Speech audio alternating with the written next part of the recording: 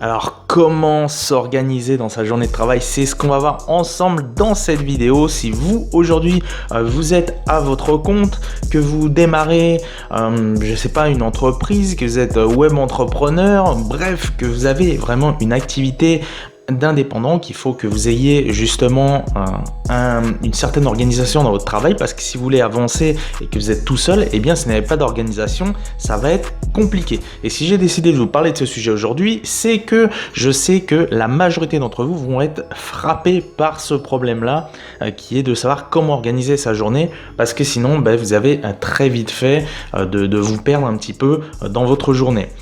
Alors, juste avant de continuer, n'oubliez pas de cliquer sur le bouton s'abonner, d'activer la petite cloche parce que bientôt, vous aurez encore de super vidéos comme ça. Vous pouvez déjà trouver tout un tas de vidéos sur ma chaîne YouTube et surtout, eh bien, n'hésitez pas à regarder sous la vidéo puisque si vous êtes ici, vous serez probablement intéressé par le guide que je vous offre pour générer vos premiers 10 000 euros sur Internet. Je vous explique un petit peu, la marche à suivre. Alors maintenant, pour rentrer dans le vif du sujet, par rapport à comment organiser sa journée de travail, eh bien, je dirais qu'il faut découper ça en 3 grands axes. Alors, le premier axe, ça serait, je dirais, de définir des plages horaires spécifiques. Effectivement, quand on travaille seul, qu'on est à son compte, et surtout, si on travaille à domicile, qu'on est de chez soi, eh bien, on peut très vite être, si vous voulez, perturbé par tout un tas de choses autour de soi. Donc, on peut se dire, par exemple, eh bien, je travaille chez moi, donc j'ai pas besoin de me donner des horaires, je travaille un petit peu quand je veux. Et ça, c'est une erreur que beaucoup de personnes vont commettre. Il ne faut absolument pas faire ça. Si vous faites ça, que vous dites, c'est bon, je travaille chez moi, je fais un petit peu comme j'ai envie, eh bien, ça va pas le faire. Définir des plages horaires, je dirais que ça n'inclut pas seulement que le travail en lui-même, ça va inclure un petit peu tout ce qui tourne autour de votre vie et que vous allez pouvoir justement optimiser, comme par exemple définir des plages horaires au niveau du sommeil. Moi, je vais vous recommander, c'est de vous coucher si vous voulez, assez de bonne heure. Ne vous couchez pas à 2-3 heures du matin parce que vous allez vous lever à midi, 1h, 2h de l'après-midi et votre journée est complètement foutue, d'accord? Et puis vous allez avoir du mal à vous lever, vous n'allez pas être en pleine forme et vous n'allez pas être productif. Donc c'est pour ça que je parle de définir des plages horaires spécifiques. Dites-vous par exemple, voilà, moi si je prends mon cas, généralement je vais dormir à partir de 22h, d'accord? Et comme ça, je sais qu'à 6h du matin, eh bien, je vais être debout entre 6h et 7h. Et là, après, eh bien, je peux commencer, si vous voulez, ma journée vraiment de manière productive et être efficace dans les tâches que je vais avoir à accomplir dans mon travail. Donc ça, vraiment, faites-le. Alors, je vous dis pas de définir exactement les mêmes plages horaires que moi, c'est parce que moi, je dors généralement de 22h à 6h qu'il faut faire exactement la même chose. Trouvez un petit peu, si vous voulez, ce qui vous convient, mais essayez quand même de vous donner un rythme. Déjà, de manière générale, mais je vous recommande, c'est si vous voulez, de commencer, de travailler plutôt le matin. Se définir des plages horaires, ça inclut ça. Ça inclut le fait de ne pas travailler toute la journée. Parce que ça, c'est le piège des entrepreneurs qui travaillent de chez eux. C'est finalement de dire, je vais avancer plus vite, par exemple, que les concurrents. Donc, je vais bosser du matin au soir. Je vais me lever à 6h, je vais terminer à 23h. On veut toujours en faire plus, montrer un petit peu qu'on est productif à fond, qu'on s'arrête jamais, histoire d'être un petit peu adulé de tout le monde. Et c'est stupide parce que vous allez tôt ou tard faire un burn-out parce que vous ne pouvez pas, même si vous aimez ce que vous faites, vous ne pouvez pas y passer votre journée entière du matin jusqu'au soir pendant des mois et des mois. Vous pouvez le faire sur un laps de temps assez court si vous voulez, mais il ne faut pas que ça dure dans le temps, ok? Donc, voilà un petit peu par rapport à ce premier axe qui est de se définir vraiment des plages horaires. Prenez le temps, étudiez un petit peu la question, listez vos activités et c'est justement un petit peu ce qui va toucher au deuxième axe. Le deuxième axe qui est définir les tâches que vous avez à effectuer dans votre journée. Ok ? Donc, de manière générale, admettons si on prend mon cas, moi je sais que dans mes journées en général, j'ai déjà une séance de sport, ok? J'ai une séance de sport, je fais aussi de la méditation, tout ça, des choses comme ça. Et bien moi, qu'est-ce que je vais faire? Je vais placer par exemple ces activités-là, je vais définir ces tâches-là, à les mettre, si vous voulez, avant que je commence mon travail. Donc ça veut dire que je vais commencer dès le matin. Par exemple, quand je me lève à 6h jusqu'à 7h, je vais être déjà en train de m'entraîner, ou si c'est pas plus tôt, des fois ça arrive, c'est même à 6h que je m'entraîne, et comme ça c'est fait. Et ensuite, j'enquille directement mon boulot, par exemple, jusqu'à midi, 1h, 2h de l'après-midi, et ensuite, après, j'arrête et je passe à autre chose. Je fais des choses, je prends du temps pour moi. Et ça, c'est essentiel de le faire. Alors, effectivement, je tiens quand même à le préciser, si vous démarrez vraiment de zéro, que vous commencez, effectivement, il va peut-être falloir bosser un petit peu plus que moi ce que je fais aujourd'hui. Aujourd'hui, je me permets de le faire parce que je peux, parce que je vis d'Internet, mais au tout début, pendant un certain temps, j'ai bossé pas mal, enfin toute une partie de la journée, ok ? Alors, par rapport à définir ces tâches, au niveau de votre travail, comment vous allez définir vos tâches? Eh bien, il faut, pour ça, si vous voulez, que vous commenciez déjà à lister des objectifs. Quels sont vos grands objectifs que vous voulez atteindre?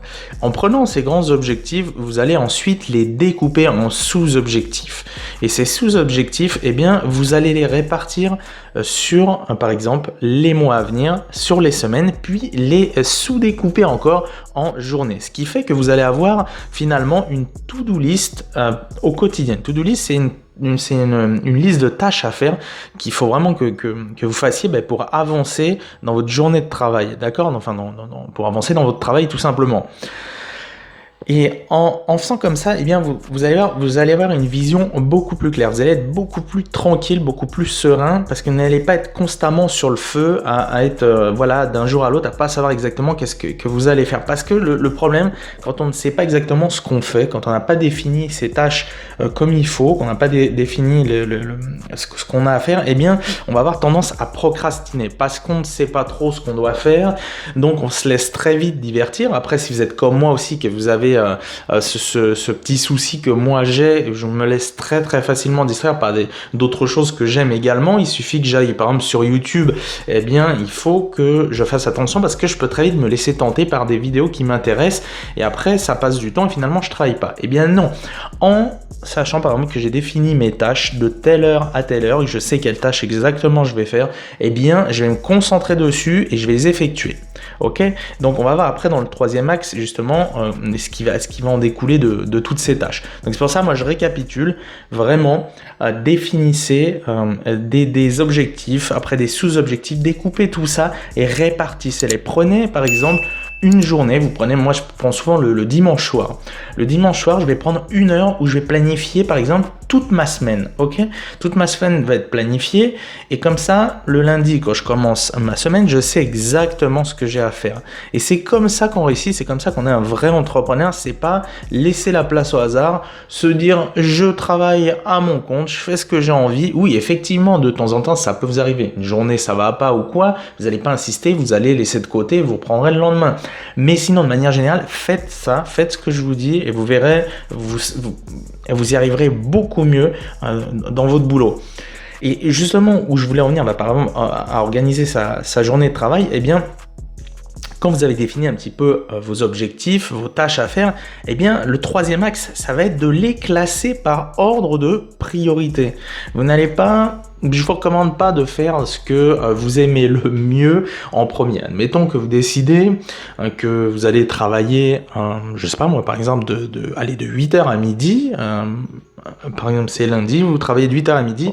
Et là, vous avez différentes tâches à faire, comme poster sur les réseaux sociaux, écrire un blog, créer une formation. Voilà, vous avez, créer le plan d'une formation. Et puis, vous allez choisir finalement ce qui vous plaît le mieux. Et ce qui va se passer, c'est qu'après, plus la journée elle va passer, moins vous allez être concentré et plus vous allez avoir du mal à faire ces tâches-là. Moi, je fais toujours la chose suivante. Quand j'ai défini mes tâches, je les classe par ordre de priorité et je vais voir celles qui sont vraiment urgentes à faire, qui sont vraiment très importantes, mais en plus de ça, je vais faire celles qui me plaisent le moins, celles qui sont ce qui est le plus rébarbatif pour moi, ce qui m'excite le moins dans ce que je fais dans mon entreprise. Et ça, c'est vraiment quelque chose qui va vous permettre d'avancer au mieux, qui va vous permettre de savoir vraiment où vous allez dans ce que vous allez faire.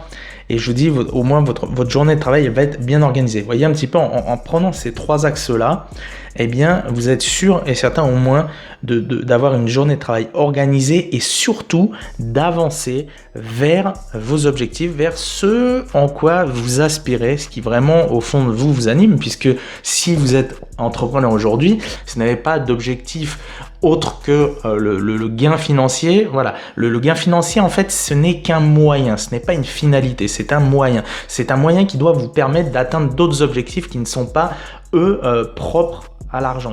D'accord? Donc, si vous avez ces objectifs-là et que vous organisez vos journées de travail, vous n'allez pas procrastiner, vous n'allez pas être là à attendre que ça se passe, à vous divertir, à être diverti.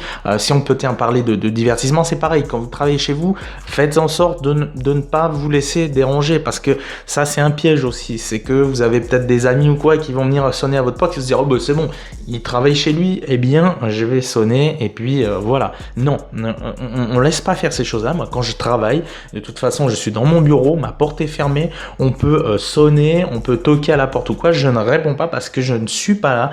En vérité, je suis en train de travailler. Et ça, c'est important. Bon, ça, c'est encore un petit peu plus, on pourrait en parler un petit peu plus, mais là, je voudrais vraiment rester sur le fait de parler de l'organisation de sa journée de travail. En tout cas, moi, c'est comme ça que je fais. Donc, je récapitule. Premier axe, eh bien, je définis des plages horaires spécifiques. Je sais, par exemple, que tel jour, je vais travailler de telle heure à telle heure et je ne veux pas dépasser plus parce qu'ensuite, ça devient une habitude. Je me laisse prendre au piège et finalement, je n'ai plus de rythme. Je ne fais que ça et au bout d'un moment, je vous dis, vous ne tiendrez pas.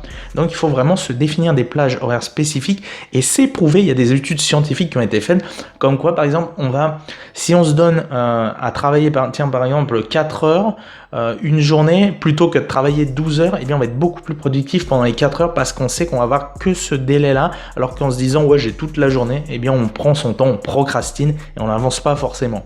Et deuxièmement, donc le deuxième axe, je récapitule, c'est de définir vos tâches à effectuer, de définir vos objectifs, de découper tout ça et ensuite de les mettre noir sur blanc et de savoir qu'est-ce que vous allez avoir à faire. Et ensuite, troisième axe, vous les classez par ordre de priorité et vous faites ça. Vous mettez tout ça en place et vous n'avez plus qu'à appliquer. Voilà pour cette vidéo. J'espère en tout cas que ça vous a plu. Si ça vous a plu, n'hésitez pas à laisser un petit pouce bleu et un commentaire éventuellement pour me dire si vous avez déjà eu des problèmes justement pour organiser votre journée de travail. Est-ce que vous pensez que cette vidéo va vous aider? Bref, je vous répondrai. Et puis voilà. Écoutez, je vous souhaite une excellente journée et je vous dis à très bientôt pour une nouvelle vidéo. C'était Anto. Ciao, ciao.